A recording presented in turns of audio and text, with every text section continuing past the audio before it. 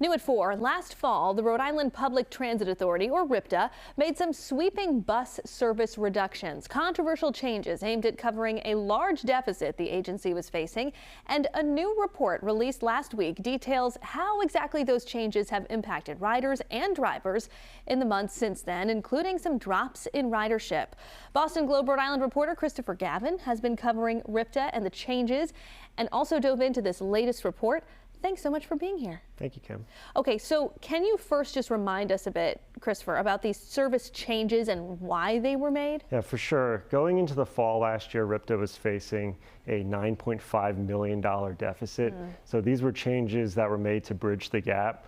The plan did stop short of eliminating routes and cutting jobs for drivers. Okay, so now that we have this report, what have we learned from it? Yeah, the report was released by the Save RIPTA Coalition, an advocacy group, and relies on an analysis of RIPTA's own data. Okay. We learned that 75% of the system's dozens of routes lost passengers in the 2 months immediately following the cuts. Not a single route with weekday service cuts saw an increase in ridership, and across the entire fixed route system, ridership between November of 2024 and November of 2025 dropped by about 12%.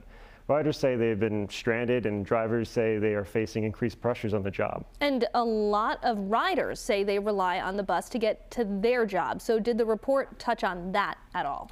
Yeah, the report included results of a survey of more than 260 riders that was conducted by the Providence Streets Coalition.